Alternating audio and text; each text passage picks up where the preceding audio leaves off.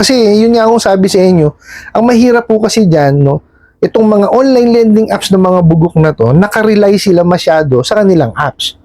No? Eh hindi naman lagi na nasa nasa App Store yan o nasa Play Store.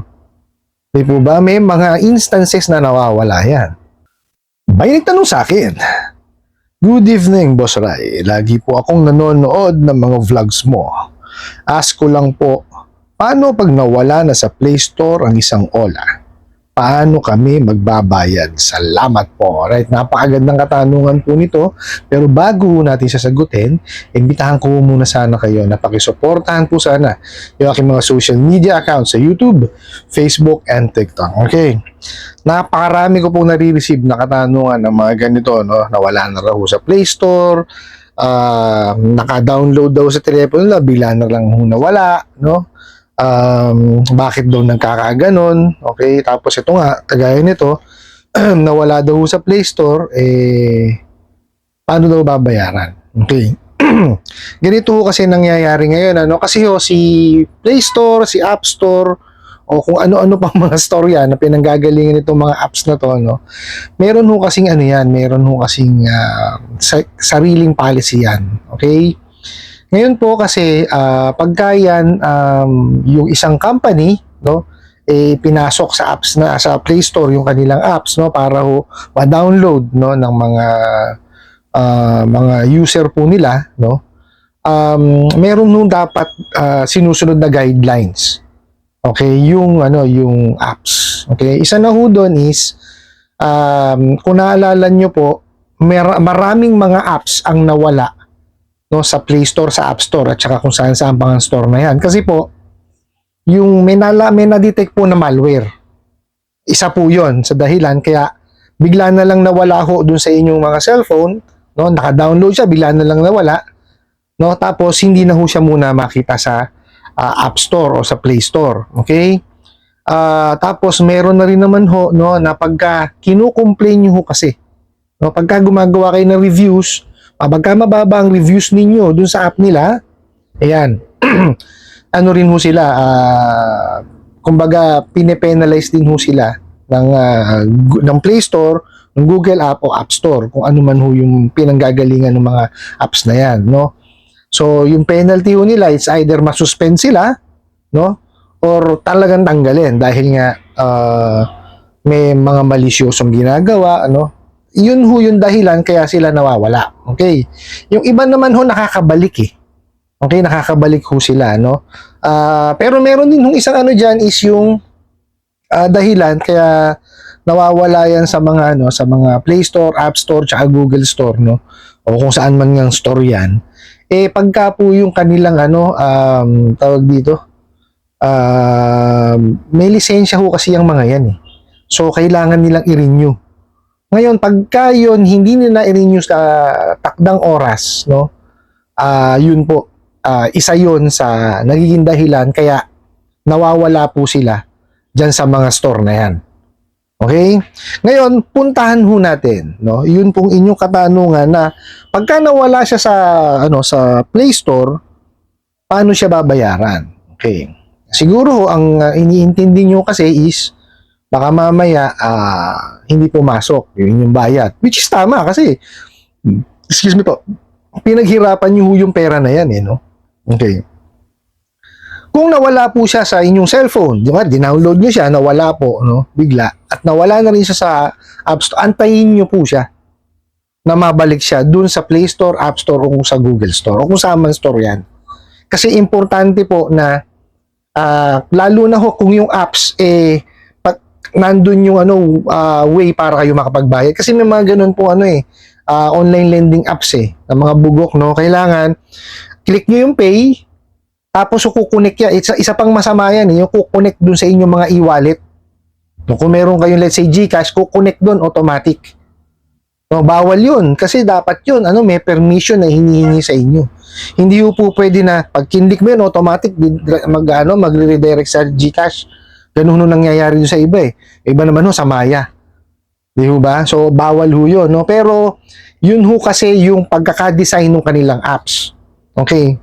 Pero ano lang ho yan, ang ginagamit ho nila is yung may mga payment channel, tawag dito,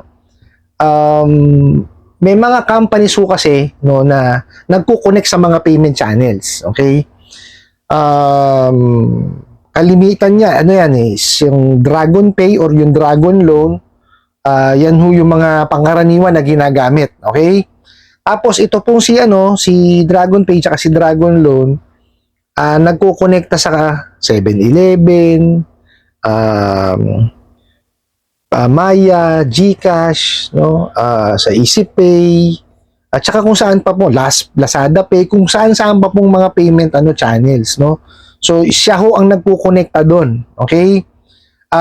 Ngayon, ito kasi si Dragon Pay, maglalagay yan ng reference number. No, importante ho kasi yung reference number na yon kasi unique 'yon. Okay, yung reference number na yon, isa inyo lang 'yon. So yun ho yung dapat na nasa apps nyo. No, kaya ako ang suggestion ko po sa inyo is pagka po kayo nakahiram diyan sa mga online lending apps na yan, no, ng mga abusado na yan, i-screenshot nyo na kagad yung reference number na yon. Kasi doon din lang ho kayo magbaba, yun lang din ho ang pagagamit sa inyo. Okay? Para ho kayo makabayad. Kasi, pag nagbayad kayo, either kayong pumunta sa 7-Eleven, di po ba? Sa Robinson, sa Bayan Center, di ba? Sa Cebuana. Doon ho kasi kayo po pwede magbayad. Kasi ngayon, mas convenient po pagka sa GCash or sa Maya kayo, yun ang gagamitin nyo na pagbabayad, di po ba? Pero para ho yan mabayaran po ninyo, no, sa GCash po kasi pupunta kayo doon, may options doon, di ba? Bills. So bills nga ba? Loans. So pag napunta kayo, na-click niyo yung loans, mamimili kayo ngayon doon kung ano yung biller. So ang kiklik niyo ho doon isa pagkayan sa GCash, tsaka sa 7-Eleven, tsaka Maya, ang alam ko po is Dragon Loans. So, click nyo po yung Dragon Loans, tapos syempre tatanungin kayo doon yung reference number po ninyo, cellphone number po ninyo, email address po ninyo. Okay? I don't know kung nilalagay yung pangalan pero siguro dapat nilagay yung pangalan Okay?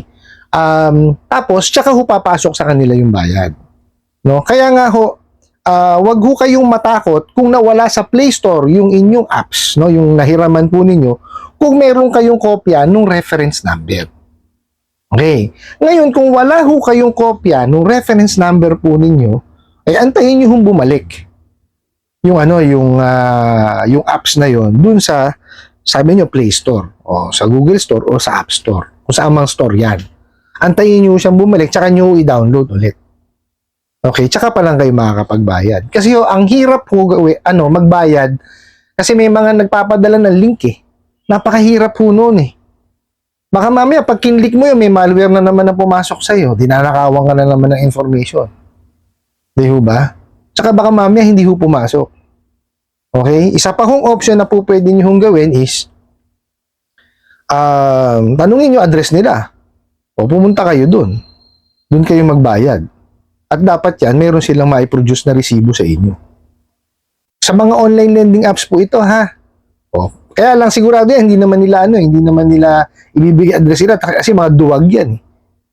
O di po ba? O isa pa kong option, papuntahin nyo sa bahay ninyo, pagdali nyo ng resibo. O di ba? Ganun lang naman kadali yun O malamang sasabihin nila, kasi online ng bayar. Sige, nandun na ho ako. Okay, online. Pero dapat ibigay sa inyo yung tamang reference number. O, pasama kayo kung saan. O di kaya kung sa GCash. O, katabi siya. O, yan. Sige, lagay mo. Kailangan niya mag-reflect yan. Dapat maipakita sa inyo na nagre-reflect yung bayad po ninyo. Dapat po, ganun. Wag ho kayong papayag na bibigyan kayo ng reference, number, no, na hindi magre-reflect ang bayad ninyo. Dapat mag-reflect po ang bayad po ninyo.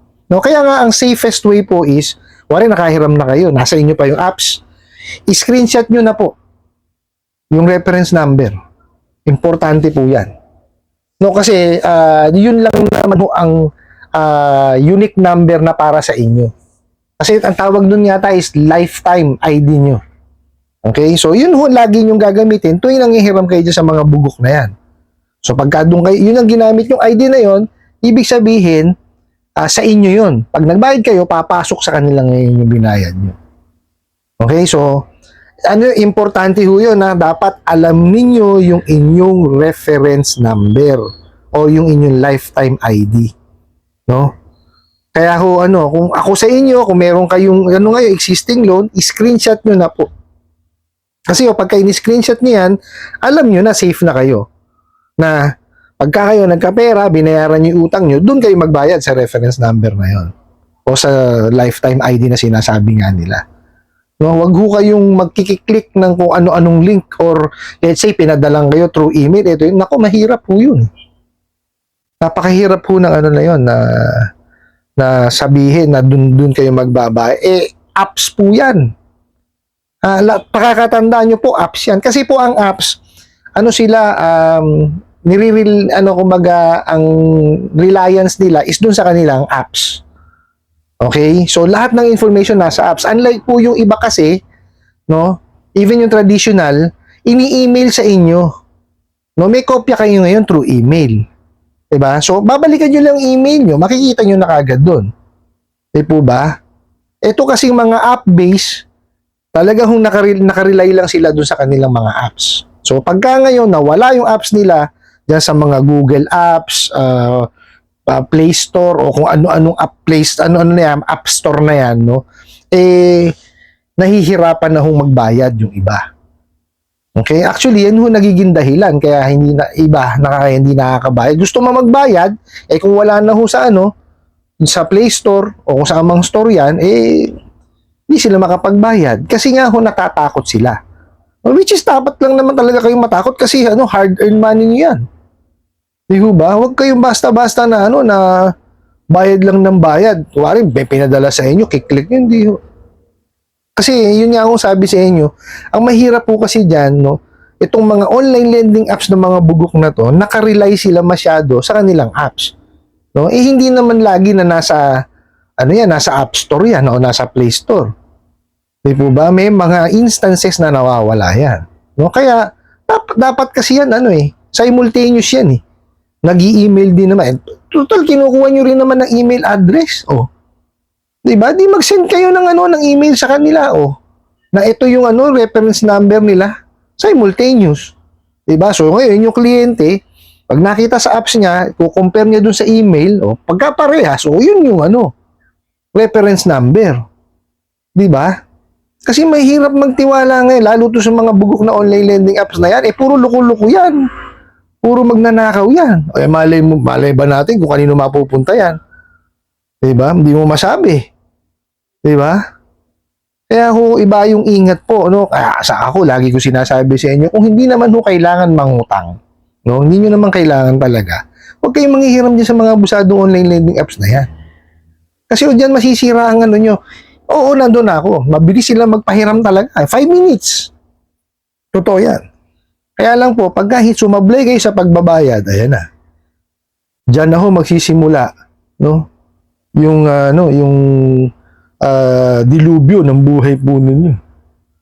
Lintik ang kawalangyaan yung mga yan. Lahat ng kawalangyaan. Alam gawin yung mga bugok na ahente ng mga online lending apps na yan.